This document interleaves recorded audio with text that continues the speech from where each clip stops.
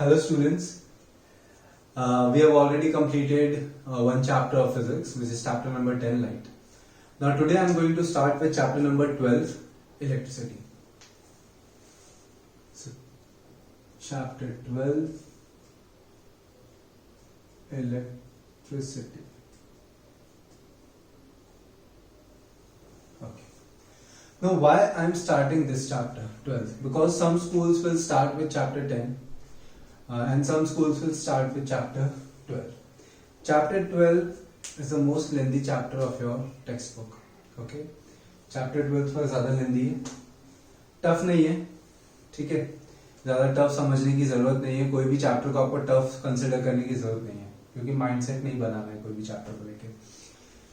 Now before starting electricity हम कुछ points discuss करते हैं जो बुक में नहीं दिए. Clear? Now those points are useful for better understanding of this chapter. ठीक है, पहले मेन कंसेप्ट हम डायरेक्टली स्टार्ट नहीं करेंगे, कुछ पॉइंट्स पहले डिस्कस करते हैं, बात करते हैं इसके बारे में, and then we will proceed with the chapter. So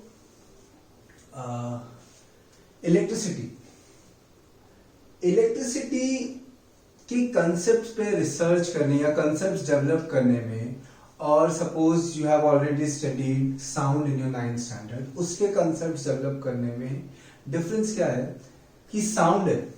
sound you people already know that it exist. Sound हम सुन सकते हैं, हमें पता है कि साउंड के जब कंसेप्ट डेवलप हुए तब साइंटिस्ट को ये चीज पता था कि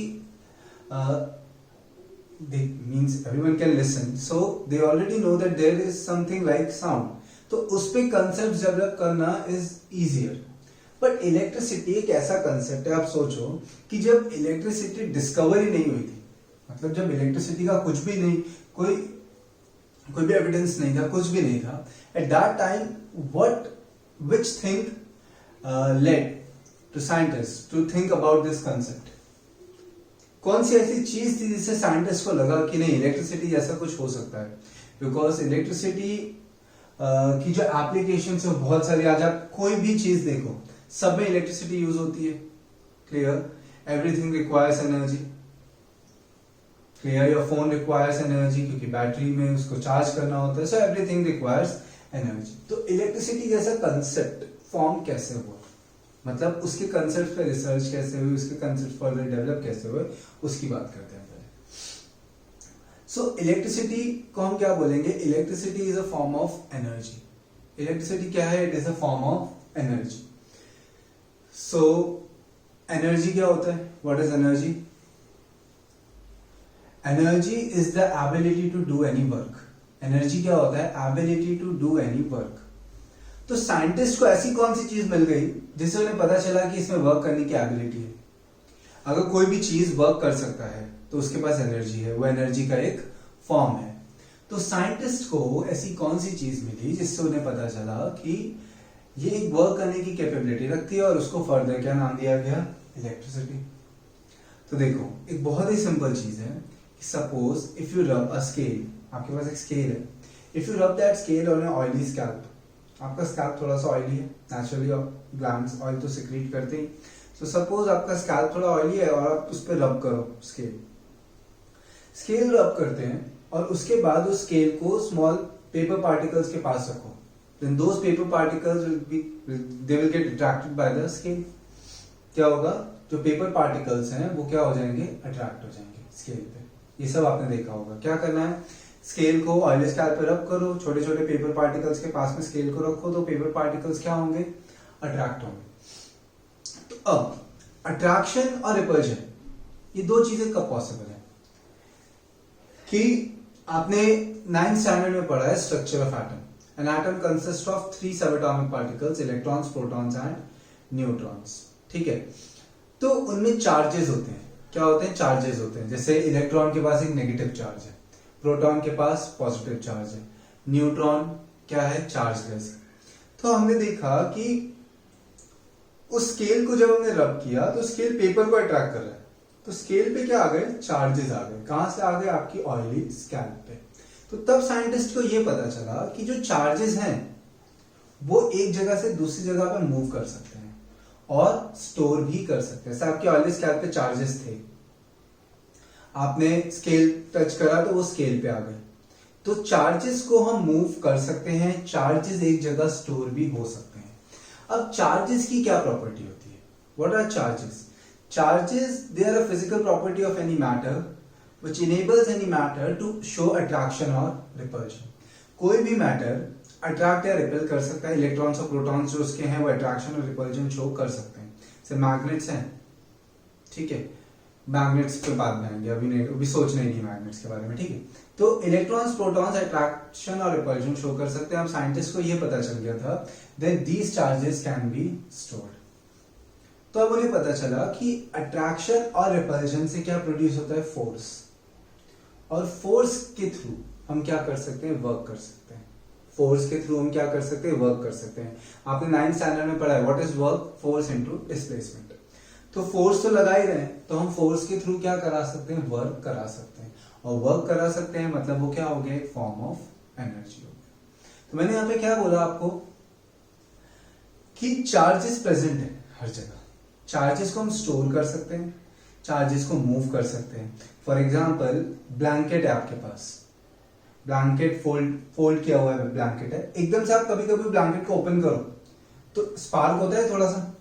क्यों होता है? क्योंकि अंदर चार्जेस होते हैं, वो एकदम से मूव होते हैं, तो इसलिए क्या होता है? स्पार्क जैसा प्रोड्यूस होता है। लाइट होगा या स्पार्क होगा। कभी कभी आप एकदम से कहीं एकदम से टच कर लो, आपको करंट फील होता है। करंट क्या होता है हम आगे डिस्कस करेंगे। So that is all because of presence of charges. तो उस टाइम पे एक चीज क्लियर हो गई कि चार्जेस को हम एक पोजीशन से दूसरी पोजीशन पे लेके जा सकते हैं, चार्जेस को हम स्टोर कर सकते हैं। चार्जेस क्या शो करते हैं? अट्रैक्शन शो करते हैं और रिपल्जन शो करते हैं। तो ये अट्रैक्शन और रिपल्जन से हम क्या कर सकते हैं? फोर्स प्रोड्यूस कर सकते हैं। और वो फोर्स से क्या करवा सकते हैं? वर्क करवा सकते हैं। और जो भी चीज वर्क करने के कैपेबल है वो क्या है? एनर्जी का एक फॉर्म है। तो उससे ही इलेक्ट्रिसिटी का कंसेप्ट बनने लगा। नाउ एट दैट टाइम जब वो कंसेप्ट साइंटिस्ट के माइंड में आया कि ऐसा कुछ हो सकता है, तो उस टाइम बहुत ही ज्यादा कॉम्पिटिटिवनेस थी। So at that time what all scientist try to do, they wanted to do research on these concepts। उनको इन concepts पे रिसर्च करनी थी। So रिसर्च करने के लिए क्या चाहिए उनको? इसका जो मेन रीजन है इलेक्ट्रिसिटी का वो चाहिए, चार्ज चाहिए। तो क्या हुआ? चार्ज कलेक्ट करना स्टार्ट किया गया। Now how to collect charges? ये किसने सोचा? उस time there was a scientist name Benjamin Franklin. क्या नाम था साइंटिस्ट का? Benjamin Franklin. वो साइंटिस्ट ने क्या करा? ही थॉट कि हम चार्जेस को स्टोर अगर कर लें तो वो चार्जेस को स्टोर करने के बाद उस पर रिसर्च करके हम इलेक्ट्रिसिटी के बहुत सारे कंसेप्ट्स डेवलप कर सकते हैं। So what he tried to do कि चार्जेस का नेचुरल सोर्स क्या होता है? What is the natural source of charge? तो चार्जेस का नेचुरल सोर्स होता है लाइटनिंग। जो लाइटनिंग होती है वो चार्जेस का नेचुरल सोर्स है। तो उन्होंने ऐसे ही कोई जब लाइटनिंग की बहुत ज्यादा पॉसिबिलिटी थी, ऐसी कोई दिन पे उन्होंने क्या किया? ही thought of flying a kite. He thought of flying a kite with a metal string. उन्होंने सोचा कि लाइटनिंग जब स्ट्राइक करती है ग्राउंड को, तो जो मेटल पोल्स होते हैं, हाई एल्टीट्यूड मेटल पोल्स होते हैं, उन पे जाके लाइटनिंग स्ट्राइक करती है, क्योंकि लाइटनिंग हायर एल्टीट्यूड्स पे जाएगी और मेटल के साथ अट्रैक्ट होगी। सो व्हाट ही थॉट कि अगर मैं काइट फ्लाई करूं विद अ मेटल स्ट्रिंग, तो वो मेटल बहुत ज्यादा हाइट पे भी जाएगा, तो लाइटनिंग उसको मतलब लाइटनिंग उस पर अट्रैक्ट हो जाएगी और सारे चार्जेस वो मैं एक्यूमुलेट कर लूंगा। बट उन्होंने क्या नहीं सोचा कि वो काइट तो वही फ्लाई कर रहे थे। अगर लाइटनिंग स्ट्राइक करती हो मेटल स्ट्रिंग को, तो काइट तो उनके हाथ में ही थी, तो बचते नहीं बचते। बट लकीली ऐसा कुछ हुआ नहीं। बट ये सब जो मैंने आपको बताया कि इलेक्ट्रिसिटी का बेसिक फाउंडेशन कहां से आया? चार्ज के कंसेप्ट से। क्यों? Electricity is a form of energy. तो वो एनर्जी क्यों है? क्योंकि वो वर्क करने के केपेबल है। वर्क करने के केपेबल कौन है? ऐसे सब एटॉमिक पार्टिकल्स जो अट्रैक्शन और रिपल्जन शो कर सकते हैं। तो ऐसे सब एटॉमिक पार्टिकल्स कौन कौन से हैं? इलेक्ट्रॉन्स एंड प्रोटॉन्स, जिनको क्या बोला जाता है? चार्जेस। ठीक है, this was the basic part of electricity. तो आपको थोड़ा भी इलेक्ट्रिसिटी दिमाग में जाएगा थोड़ा। ओके, सो इलेक्ट्रिसिटी में सबसे पहले कोई न्यू कंसेप्ट आता है, so at the time what we are going to do, we are going to study some basic quantities. For example हमने 9th स्टैंडर्ड में जब मोशन पढ़ा था, so what we studied at that time, हमने कुछ physical quantities पढ़ी, distance, displacement, speed, velocity, acceleration. Now in the same way we are starting a new concept, so we will study some basic physical quantities. Quantities मतलब जिसको हम major कर सकते हैं. इतना क्लियर? अब हम चैप्टर स्टार्ट करते हैं. Okay, so the first quantity which we are going to study is charge. The first quantity which we are going to study is charge.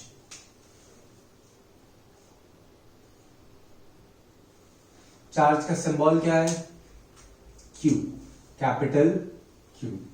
अब सिंबल सबके याद होने चाहिए. जैसे जैसे आज मैं क्वांटिटीज पढ़ाऊंगा तो आपको उनके सिंबल्स, उनके यूनिट्स, उनके बारे में पॉइंट, सब चीज क्लियर होनी चाहिए, तभी ये चैप्टर में आप आगे कोप अप कर पाओगे इस चैप्टर से. ठीक है?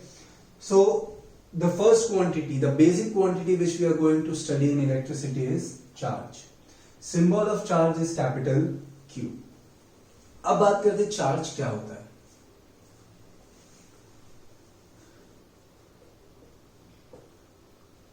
It is a physical property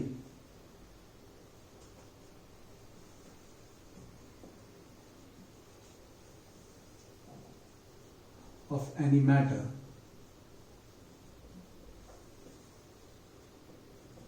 which enables it to show attraction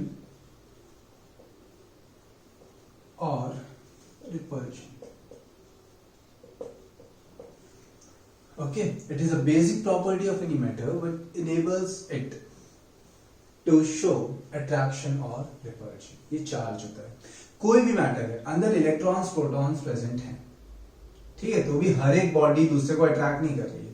वो रीजन हम मैग्नेट के टाइम पे हम पढ़ेंगे. अभी चार्ज क्या होता है? कोई भी मैटर में जो इलेक्ट्रॉन्स और प्रोटॉन्स हैं, अगर आप उनको इंडिविजुअली लो, ठीक है, अब वो सब कैसे होगा आप डिटेल में आगे पढ़ते जाओगे, अभी स्टेप बाय स्टेप जाना. चार्ज क्या है? कोई भी मैटर में जो सब एटॉमिक पार्टिकल्स प्रेजेंट हैं, दे कैन शो अट्रैक्शन और रिपल्शन. ठीक है, तो उसी प्रॉपर्टी को क्या बोला जाता है? चार्ज बोला जाता है. ठीक है, so second point,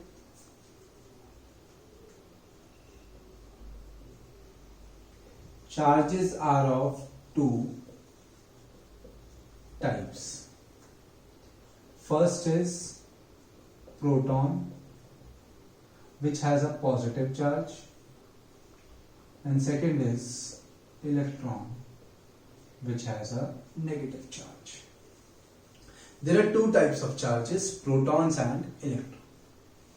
Proton has a positive charge and electron has a negative charge. Okay, so आपने एक और प्रॉपर्टी पढ़ी है, like charges repel each other. Like charges पास में लाओगे तो वो दूर जाएंगे, and unlike charges attract each other. Okay, so electron, proton attract होंगे, इलेक्ट्रॉन इलेक्ट्रॉन रिपेल होंगे, प्रोटॉन प्रोटॉन भी रिपेल होंगे. ओके, अब थर्ड पॉइंट के लिए, try to recall Thomson's model of atom you already studied in chapter number 4 of your 9th standard, structure of atom. Okay, in Thomson's model of atom आपने वो watermelon model पढ़ा था, उसमें आपने ये पढ़ा कि an atom is electrically neutral. An atom is electrically neutral because the number of protons and number of electrons in an atom they are always equal. ठीक है, जो आपने लाइटर एलिमेंट्स पढ़े थे उनके लिए तो होते हैं, हेवियर के लिए तो अभी हम नहीं बात करेंगे. जो लाइटर आपने एलिमेंट्स पढ़े 9th स्टैंडर्ड में, उनमें नंबर ऑफ प्रोटॉन्स और नंबर ऑफ इलेक्ट्रॉन्स तो क्या थे? Equal. So N atom is electrically neutral, ऐसा बोला गया था. बट अगर मैं आपको बोलूं कि ये स्टेटमेंट इनफ नहीं है, this statement is not enough to say that an atom is electrically neutral, तो सिर्फ इतना बोल देना कि number of protons is equal to number of electrons, this statement is not enough to reach to a conclusion that an atom is electrically neutral. Why? Because suppose proton के पास x जितना charge है, proton के पास एक proton के पास suppose कितना charge है x, ठीक है। इलेक्ट्रॉन के पास सपोज मैं बोल दूं जो एक इलेक्ट्रॉन के पास होता है चार्ज वो 2x होता है। अगर मैं ऐसा बोल दूं कि प्रोटॉन के पास एक प्रोटॉन के पास चार्ज की जो वैल्यू होती है वो होती है x, और एक अभी इलेक्ट्रॉन प्रोटॉन के पास भी क्या होगा, कुछ चार्ज होगा, ठीक है। तो इससे पहले एक और पॉइंट बता दूं, चलो before this, unit of charge को मेजर किस में करते हैं, कूलम, किसमें, coulomb, denoted by capital C। तो चार्ज का सिंबल कैपिटल Q, चार्ज की unit coulomb capital C। Difference समझना सिंबल और यूनिट में, जैसे डिस्टेंस का सिंबल है S, स्मॉल s, और डिस्टेंस की यूनिट है metre, small m, clear. Distance का सिंबल है स्मॉल s और डिस्टेंस की यूनिट है स्मॉल m। वैसे ही चार्ज का सिंबल है कैपिटल Q और चार्ज की यूनिट है कैपिटल C, तो कंफ्यूज नहीं होना है। अब बात करते हैं कि मैंने बोला आपको कि थॉमसन्स मॉडल ऑफ एटम में जो आपने एक स्टेटमेंट पढ़ा था, an atom is electrically neutral because number of protons is equal to number of electrons. That statement is not enough to say that an atom is electrically neutral, because if I say कि protons के पास x coulomb जितना charge होता है और electrons के पास suppose मैं बोल दूं 2x कूलम जितना चार्ज होता है, ठीक है। कूलम में मेजर करते हैं, तो मैं अगर बोलूं एक प्रोटॉन के पास x जितना चार्ज होता है और एक इलेक्ट्रॉन के पास 2x जितना चार्ज होता है, तो एक एटम लेते हैं, सपोज मैं कार्बन लेता हूं या कोई मेटल लेते हैं, सोडियम लेता हूं। सोडियम में कितने प्रोटॉन्स होते हैं, 11 प्रोटॉन्स होते हैं। तो सोडियम के पास कितना हो गया, 11x प्रोटॉन्स हो गए और इलेक्ट्रॉन्स के 11x पॉजिटिव चार्ज हो गया, ठीक है, क्योंकि 11 प्रोटॉन्स थे और 11 इलेक्ट्रॉन्स थे, तो 22x नेगेटिव चार्ज हो गया। तो ये एटम इलेक्ट्रिकली न्यूट्रल हुआ, नहीं हुआ। तो एक और चीज आपको याद रखनी है कि ये जो मैंने कंडीशन बोली ये चीज हो ही नहीं सकती। क्यों नहीं हो सकती, तो क्या रीजन है उसका, मतलब क्या याद रखना है आपको, charge of a proton is always equal to charge of an electron.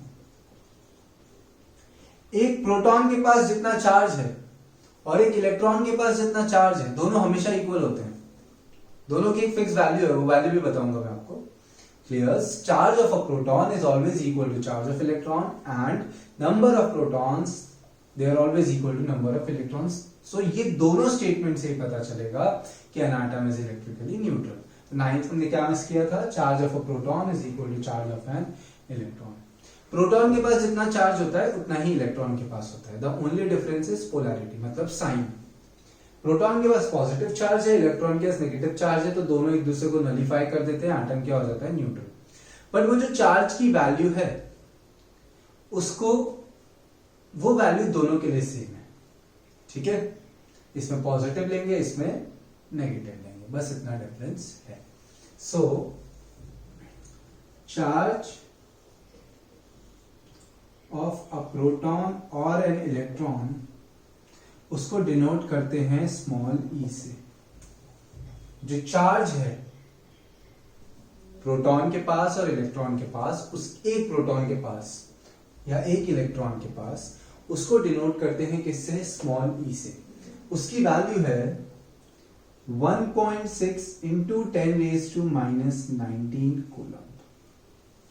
कितनी है, 1.6 into 10⁻⁻19 coulomb. This you have to remember कि एक प्रोटॉन के पास कितना चार्ज है, प्लस 1.6 इंटू 10⁻⁻19 कूलम, एंड एक इलेक्ट्रॉन के पास कितना है, minus 1.6 into 10⁻⁻19 coulomb. Plus and minus this show the direction of force.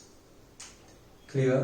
तो क्या पढ़ा हमने, पहले तो हमने इलेक्ट्रिसिटी का इंट्रोडक्शन पार्ट पढ़ा कि how the concept of electricity was discovered, कि कैसे पता चला कि इलेक्ट्रिसिटी भी एक मेजर फॉर्म हो सकता है एनर्जी का, तो उसमें मैंने आपको बताया चार्जेस से, ठीक है।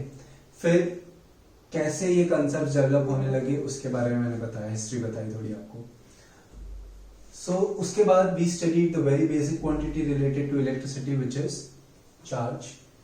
Symbol for charges capital Q। Charge क्या होता है? It is a basic property, physical property of any matter which enables it to show attraction or repulsion. Charges are of two types, protons and electrons, ठीक है। Charge का unit क्या है? Charge को आप मेजर किस में करोगे तो कूलम्ब में, कैपिटल C। एक प्रोटॉन के पास जितना चार्ज है उतना ही एक इलेक्ट्रॉन के पास है, clear. And charge of a proton और इलेक्ट्रॉन, उसकी एक फिक्स वैल्यू है कि एक प्रोटॉन पे जितना चार्ज है उतना ही एक इलेक्ट्रॉन पे है हमेशा। The only difference is of direction. तो कितना चार्ज है वो उसकी वैल्यू को किससे डिनोट करेंगे? प्रोटॉन हो या इलेक्ट्रॉन, उसकी वैल्यू सेम, और उस वैल्यू को हम किससे डिनोट करेंगे? स्मॉल e से। स्मॉल e कितना है? 1.6 इंटू 10⁻⁻19 कूलम, क्लियर। अब ये पार्ट लिख दो, अभी कुछ पॉइंट्स बाकी हैं, there is no enough space here to write everything. So pause this, write these 4 points and then continue with 4 to 5 points are there, then continue with the lecture, क्योंकि अभी ये चार्ज टॉपिक खत्म नहीं हो पाए। Okay, so right this.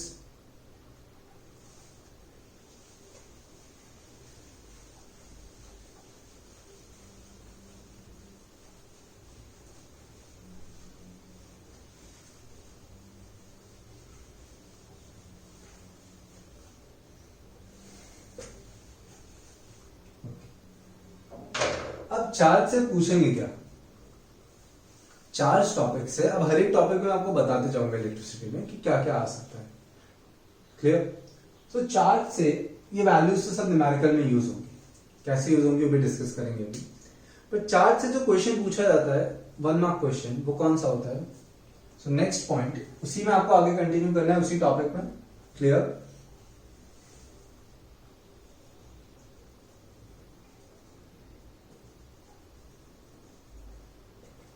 Quantization of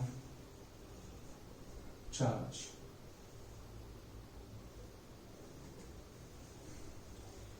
उसी topic में आपको लिखना है quantization of charge. No, what is quantization of charge?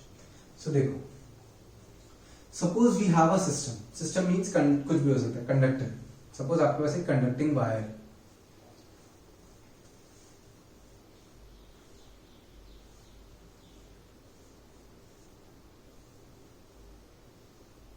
ठीक है, ये कंडक्टिंग वायर है। अब कंडक्टिंग वायर में अगर एक इलेक्ट्रॉन है, अगर कंडक्टिंग वायर में एक इलेक्ट्रॉन है तो इसमें कितना चार्ज है?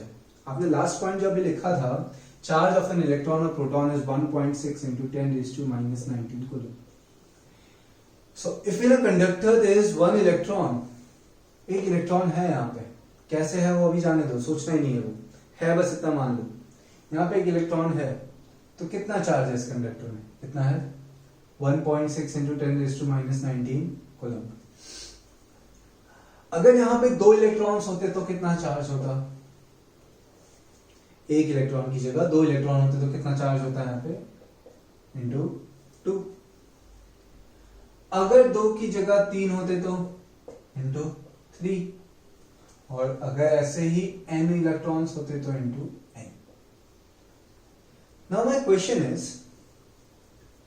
कि ये जो n है, ठीक है, अगर एक इलेक्ट्रॉन होता तो इंटू कुछ नहीं करते, 1 तो मल्टीप्लाई करने की जरूरत नहीं है, 2 होते तो इंटू 2, 3 होते तो इंटू 3, n है तो into n। Now my question is कि जो n है इसकी वैल्यू क्या होगी? डेसिमल, फ्रैक्शन, इंटीजर, कैसी वैल्यू होगी इसकी? आप सोचो कि n डेसिमल में हो सकता है, फ्रैक्शन में हो सकता है कि नहीं हो सकता है? तो n है वो क्या है? या तो नंबर ऑफ इलेक्ट्रॉन्स है या तो नंबर ऑफ प्रोटॉन्स है। जैसे मैंने इलेक्ट्रॉन लिया वैसे मैं प्रोटॉन भी ले सकता था, ठीक है। सो n is the number of electrons और नंबर ऑफ प्रोटॉन्स। अब आप खुद सोचो कि इलेक्ट्रॉन्स और प्रोटॉन्स आधे तो जाएंगे नहीं अंदर, कि 3 गए और एक आधा है, आधा बाहर है तो अंदर, ऐसा तो कुछ होगा नहीं। तो n कभी ऐसा हो सकता है कि 1.3 इलेक्ट्रॉन अंदर, नहीं हो सकता। 5/7 इलेक्ट्रॉन अंदर, नहीं हो सकता, क्योंकि इलेक्ट्रॉन्स अभी फर्दर डिवाइड नहीं होंगे कंडक्टर, ठीक है।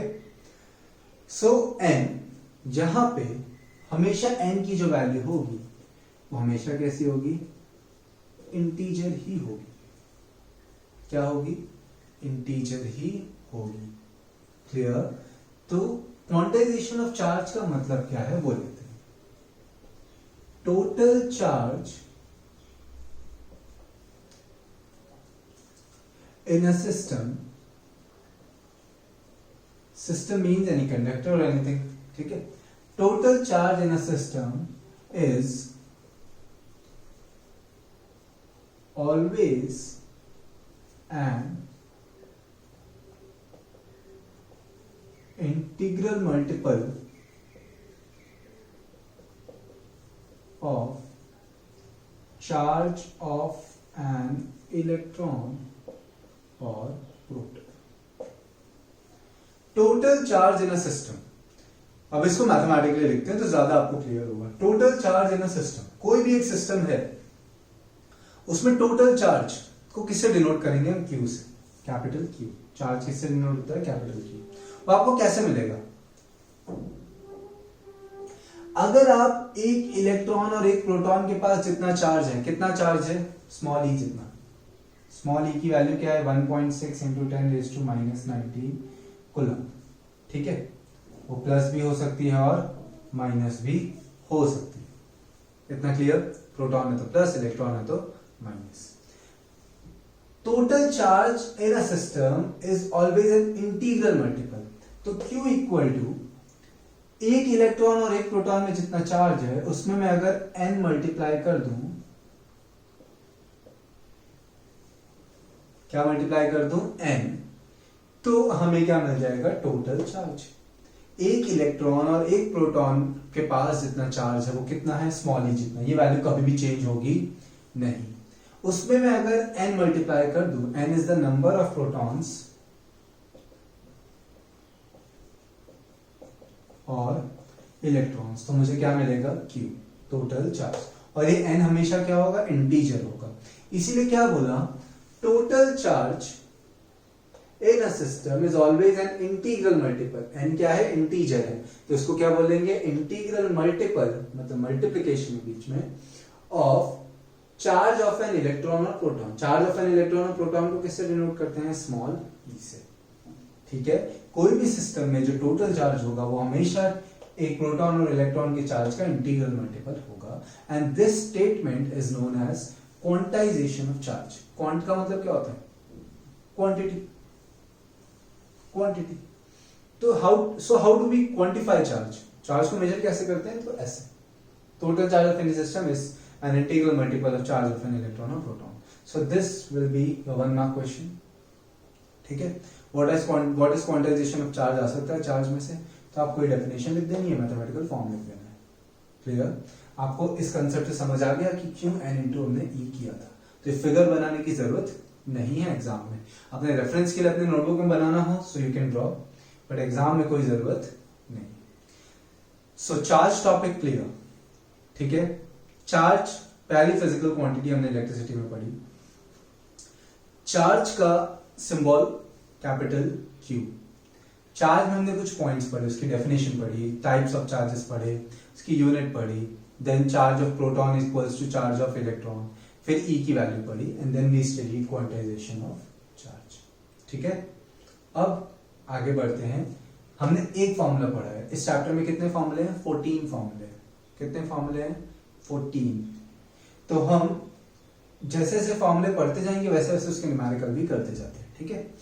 So write down this.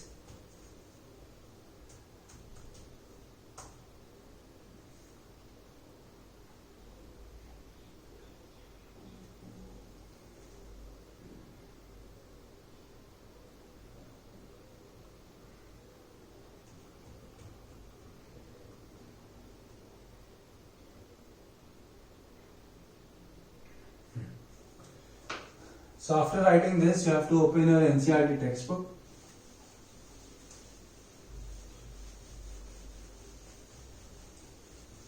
तो अभी हमने एक फॉर्मूला आज कौन सा पढ़ा? Q equals to N into E. E की वैल्यू याद रखनी है. E कभी भी दिया नहीं होगा. दिया होगा तो अच्छी बात है, नहीं दिया होगा तो आपको याद होना चाहिए. N इंटू E क्या है? 1.6 into 10⁻⁹. Now while solving numericals, आपको प्लस या माइनस रखने की जरूरत बिल्कुल भी नहीं है. ठीक है, प्लस और माइनस को सबको कोई लेना देना नहीं है. Okay, so in your NCERT textbook, take out page number 200.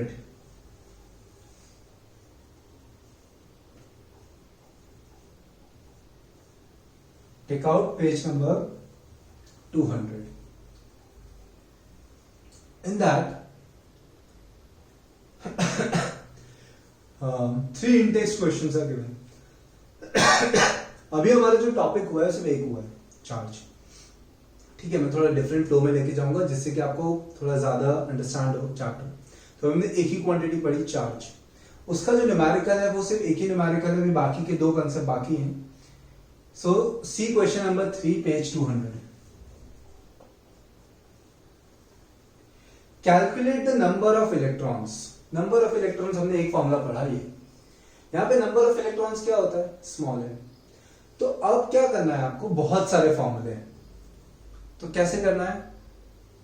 आगे बहुत सारे फॉर्मूले आने वाले हैं, तो आपको डेटा क्वेश्चंस को एक जैसे मीनिंगफुल स्टेटमेंट फॉर्म हो जाए, ब्रेक करके डेटा लिख दो. ठीक है, जैसे एक मीनिंगफुल स्टेटमेंट फॉर्म हो, क्वेश्चन को ब्रेक करो, वहीं पे डेटा लिखो. ऐसे डेटा सब लिस्ट कर दो. फिर आपने जितने फॉर्मूले याद किए होंगे at the end of the chapter, आपने 14 फॉर्मूले पढ़े होंगे, तो आपको फिर उसमें सोचना है कि ये सब क्वांटिटीज को रिलेट करने वाला फॉर्मूला कौन सा पढ़ा है मैंने, और फिर वो फॉर्मूला अप्लाई करना है. This is the only way you can solve numericals. ठीक है, तो अभी calculate the number of electrons. Number of electrons क्या होते हैं? Small n. ये हमें फाइंड करना है. Constituting 1 coulomb of charge. 1 coulomb of charge. Charge कितना है? 1 coulomb. हमें n फाइंड करना है. तो q और n को रिलेट करने वाला फॉर्मूला अभी तो हमने एक ही पढ़ा है, तो अभी तो कोई प्रॉब्लम ही नहीं है. आपको पता है यहाँ पे कौन सा फॉर्मूला लगने वाला है? q equals to n into E. हमें दिया नहीं, E हमें दिया नहीं है, बट E की वैल्यू हमें तो याद रखनी है. We have to find n. n क्या हो जाएगा? q by p. What is q? q is 1. E is 1.6 into 10⁻⁹. Okay? ये डेसिमल यहां से मैं हटाऊं तो ऊपर क्या चला जाएगा? एक 0 चला जाएगा, 10 होगी. और 10⁻⁻19 ऊपर जाएगा तो 10⁻+19. इतना मैथ्स तो आता ही आपको. 10/16 होगा 5/8. मतलब आप डिवाइड करोगे तो 0.625. यह आंसर है. अब एक और चीज याद रखनी है. ये मैंने chapter 10th of 9th standard gravitation में बताया था कि whenever the answer is in the form of 10 raised to something, whenever your answer is in the form of 10 raised to something, then the number linked with it should lie between 1 and 9. ठीक है, should be a single digit number. तो ये 1 और 9 के बीच में है? नहीं है. ठीक है, 1 और 9 तक ही होना चाहिए. तो अब इसमें क्या करना पड़ेगा? डेसिमल प्लेस शिफ्ट करनी पड़ेगी. कहां पे शिफ्ट कर रहे हैं हम? Right hand side.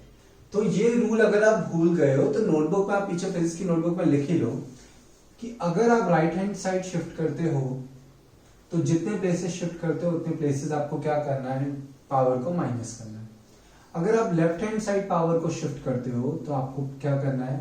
पावर को प्लस करना है. क्लियर? अगर हम डेसिमल को कहां शिफ्ट कर रहे हैं? Right hand side. So power क्या होगी? माइनस होगी. अगर आप डेसिमल को शिफ्ट कर रहे हो लेफ्ट हैंड साइड तो पावर क्या होगी? प्लस होगी. अभी आप डेसिमल को कहां शिफ्ट कर रहे हो? Right hand side. कितने प्लेसेस शिफ्ट कर रहे हो? Only 1 place. तो कितना ऐड होगा? 1 add, sorry, right hand side पे सबट्रैक्ट होगा. एक प्लेस शिफ्ट करा तो ये एक माइनस हो जाएगा, 19 की जगह क्या हो जाएगा 18।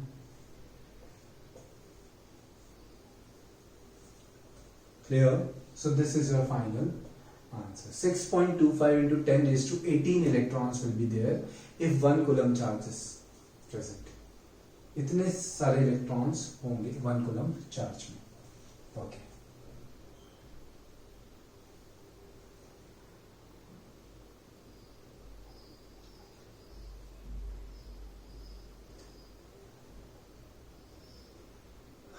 Okay.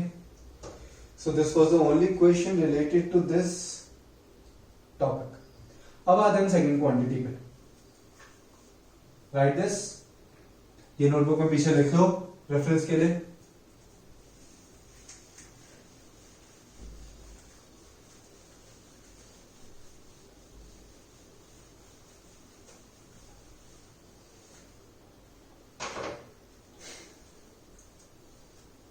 Now second quantity, electric current. दो ही क्वांटिटी पढ़ते हैं एक लेक्चर में, जिससे आपको अंडरस्टैंडिंग थोड़ी बेटर हो. Electric current which is denoted by capital I.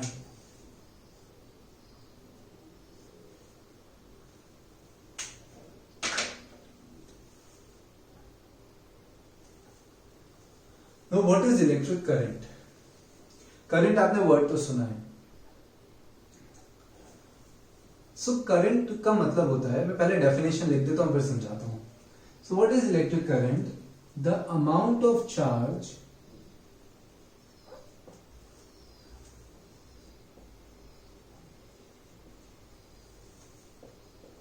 passing through a cross section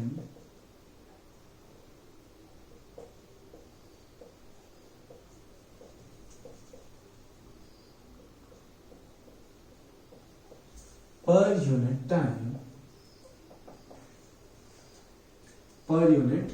time is known as electric current.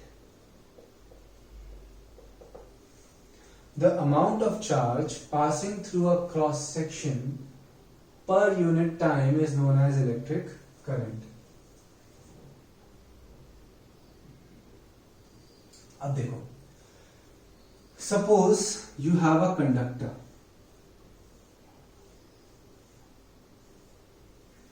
एक कंडक्टर है, ठीक है. अब ये कंडक्टर है सिलेंड्रिकल. सपोज आपके पास एक वायर है. वायर आपके पास कैसा है? सिलेंड्रिकल वायर है, ठीक है. अब सिलेंड्रिकल वायर है तो इसमें एरिया आपने पढ़ चुके, आप लोग एरिया पढ़ के आए हो. आप लोग कौन सा एरिया पढ़ के आए हो? Surface area. सरफेस एरिया में भी दो टाइप पढ़ के आए आप लोग, CSA और TSA, कर्व सरफेस एरिया और total surface area. You have to tell me, that means you have to know the difference between two terms, which is cross section area and surface area. Now what is the difference between cross section area and surface area?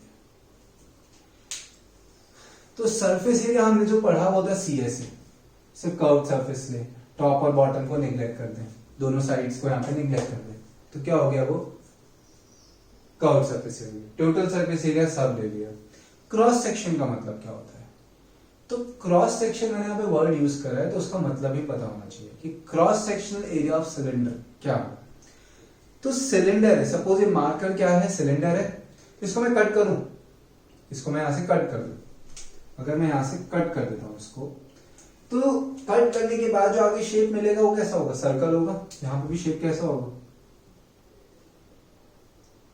Circle होगा.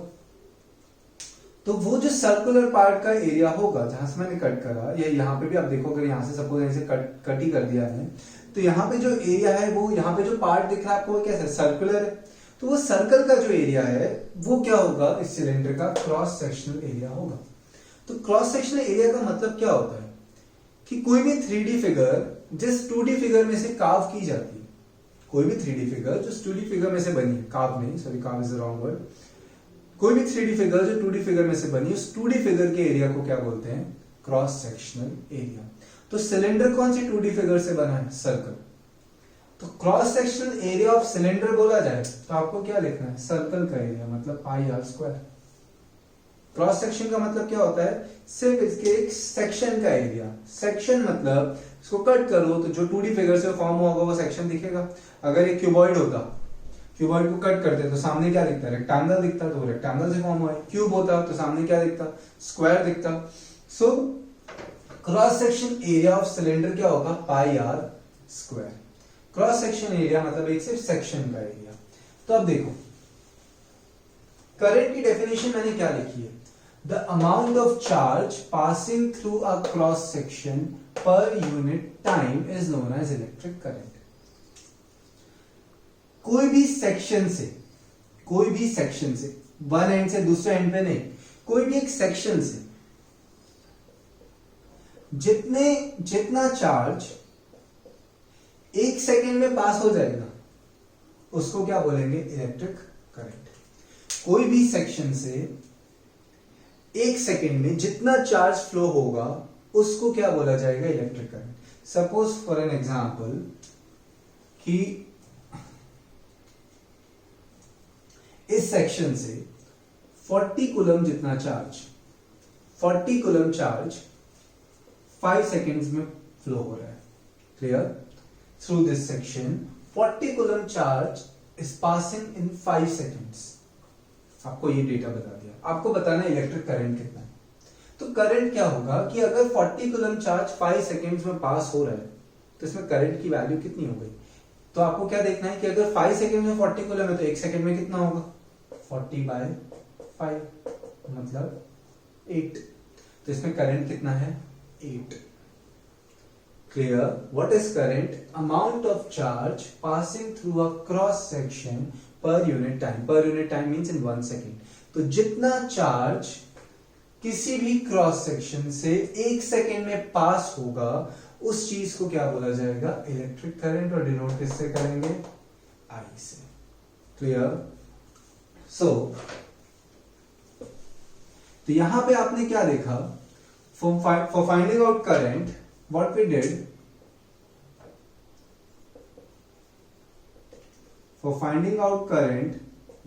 did, we divided charge and time. 40 coulomb charge 5 second में flow हुआ तो हमने charge और time को divide करा तो हमें क्या मिल गया? Current. So what is current? I, symbol of current is I। Charge का सिंबल आप पढ़ चुके हो, कैपिटल Q, और टाइम स्मॉल t। ये आपका सेकेंड फॉर्मूला हुआ इस चैप्टर का। I equals to Q/T। कैसे आया? तो डेफिनेशन से आया। Clear? Amount of charge passing through cross section per unit time is known as electric current. So current is charge upon time.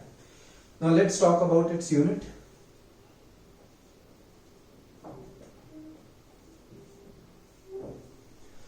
Unit of current, आपको formula अगर आपके पास formula हो तो आप यूनिट बना सकते हो खुद से। तो देखो चार्ज की यूनिट क्या होती है? कूलम। चार्ज की यूनिट क्या होती है? कूलम। टाइम की यूनिट क्या होती है? सेकेंड। तो क्या हो गया? Coulomb per second. और कूलम पर सेकेंड को क्या बोला जाता है? Ampere. 1 coulomb per second is known as 1 ampere, denoted by capital A. So what is unit of current? Ampere. SI unit of current is ampere. क्या होती है? coulomb per second होती है, बट उसको एक नाम दे दिया गया। क्या नाम दे दिया गया? एम्पियर। समझ आ गया इतना सबको? What is unit of current? Ampere. अब कोई भी एक नई यूनिट अगर हम लिखते हैं, ठीक है, राइट दिस। तो मैं बोर्ड रब करूं and then we will proceed further.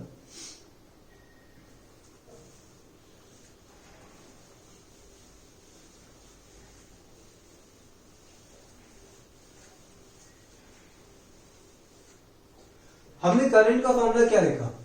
I equals to Q/T। तो हमें पता है कि चार्ज की यूनिट क्या होती है कूलम, टाइम की यूनिट होती है सेकंड, तो कूलम पर सेकंड को क्या बोल दिया हमने एम्पियर। तो एक नई यूनिट है हमारे पास एम्पियर, तो उसको डिफाइन भी करना होता है। तो अगर आपको पूछा जाए डिफाइन 1 एम्पियर,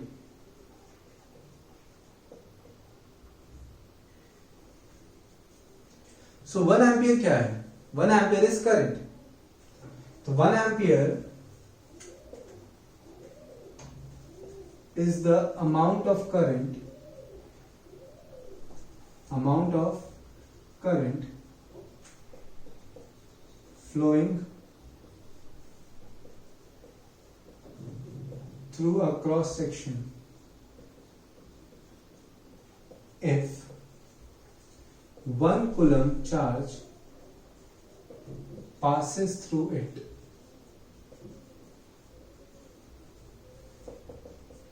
in 1 second। देखो ये फॉर्मूला था। करंट 1 एम्पियर कब होगा, जब चार्ज भी 1 है और टाइम भी 1 है, तो 1/1 क्या आ जाएगा 1, तो आंसर 1 एम्पियर। सो 1 एम्पियर क्या है, 1 ampere is the amount of current, ampere मैंने क्या लिखा 1 एम्पियर क्या लिखा 1 कूलम पर सेकंड लिखा, तो 1 एम्पियर क्या हो गया when 1 coulomb charge passes through a cross section in 1 second। So 1 ampere is the amount of current flowing through a cross section if 1 coulomb charge passes through it in 1 second। अगर 1 coulomb charge 1 second में कोई section से पास हो जाए तो वहां पे current कितना है 1 एम्पियर।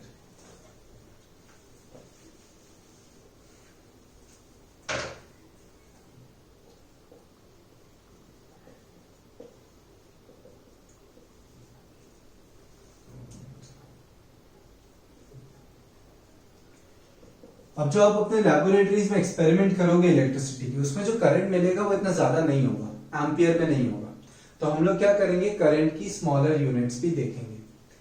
सो क्यों स्मॉलर यूनिट्स की, सपोज आप अपने पेज पे कोई स्केल से कुछ ड्रॉ कर रहे हो, सपोज आप रे डायग्राम से ड्रॉ कर रहे थे चैप्टर 10 में, तो आप डिस्टेंस किस में ले रहे थे, सेंटीमीटर में ले रहे थे। मीटर में क्यों नहीं ले रहे, क्योंकि नोटबुक उसके कंपैरिजन में बहुत छोटी है, ठीक है। तो वैसे ही when you are doing experiments current इतना ज्यादा नहीं मिलेगा, तो करंट की वैल्यू कम होगी, तो यूनिट्स हमें कौन सी यूज करनी है, स्मॉलर यूनिट्स। तो जैसे डिस्टेंस की ऐसा यूनिट मीटर है, स्मॉलर यूनिट्स क्या है, सेंटीमीटर, मिलीमीटर, डेसीमीटर। वैसे ही करंट की ऐसा यूनिट एम्पियर है, बट स्मॉलर यूनिट्स क्या है 1 MA, MA means milli ampere,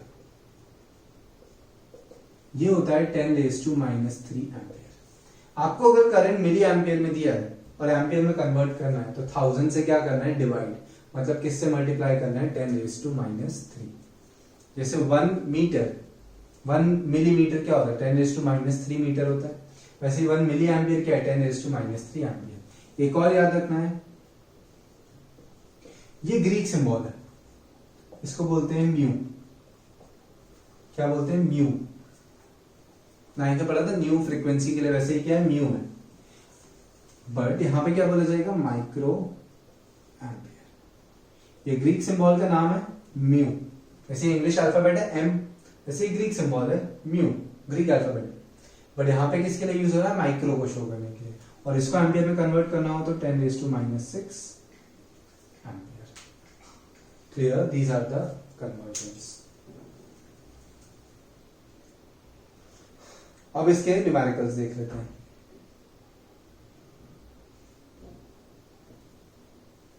okay, so open page number same 200।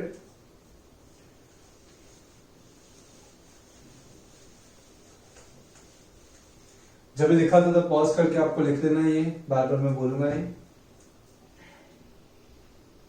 Example 12.1, अब कौन से फॉर्मूले पे सम बेस्ड है, 2 फॉर्मूले पढ़ लिए, Q = NE, I = Q/T, ऐसे ही जाएंगे हम 14 तक। So example number 12.1,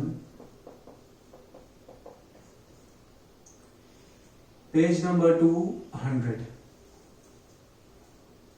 a current of 0.5 ampere, current का सिंबल क्या है, जैसे एक मीनिंगफुल स्टेटमेंट मिला उसको लिख लो।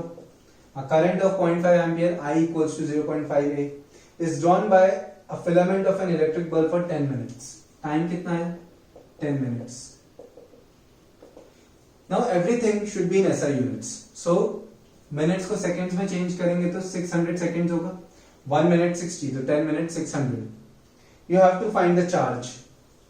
नाउ I इक्वल्स टू क्या होता है, Q बाय T. आपको Q फाइंड करना है, तो आपको ये सोचना है कि इन तीनों को कौन सा फॉर्मूला रिलेट कर रहा है, तो हमारा सेकंड वाला. तो I equals to Q by T होता है. तो Q क्या हो गया, IT. Q I कितना है 0.5, T कितना है 600, 600 into 0.5 तो 300 coulomb. This is our answer. So starting में न्यूमेरिकल्स बहुत ही सिंपल है, आगे जाके देखेंगे क्या होता है. ठीक है. So today I'm keeping till here. So we have studied two quantities. Go through this video. If you have any doubt, go through this video again. Clear? But make sure before referring to the next video, okay, which will be uploaded soon, just make sure you understand these concepts thoroughly. Okay? Thank you.